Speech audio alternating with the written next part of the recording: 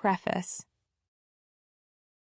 When I first set out to tell this story, it began as a simple attempt to illustrate how a weary homeschooling mother might rediscover joy and meaning through the Charlotte Mason approach.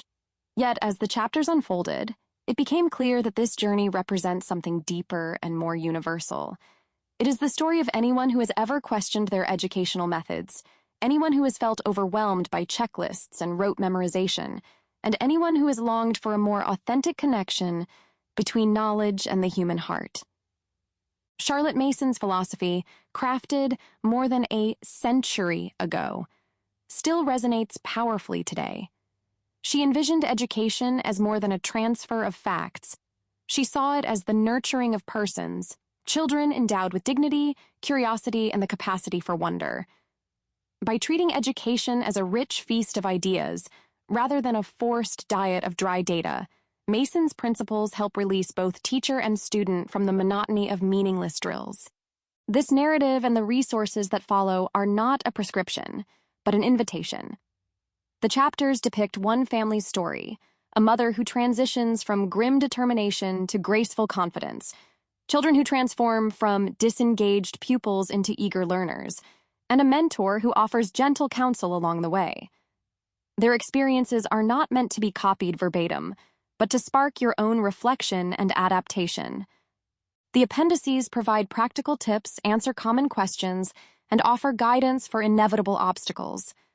They stand as a companion to the story, giving concrete support to anyone ready to embrace or refine the Charlotte Mason method.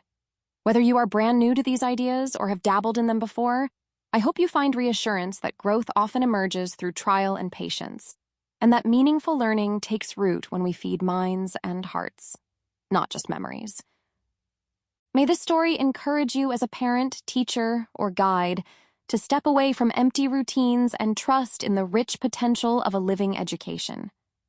May it remind you that children, like seeds, flourish best in an atmosphere of beauty, attention, discipline, and delight. And may it inspire you to create such an atmosphere for those in your care. Chapter 1. The Struggle. Anna's morning began as it always did, frantically gathering a small mountain of worksheets, stacking them in uneven piles on the dining table, and calling her children to attention.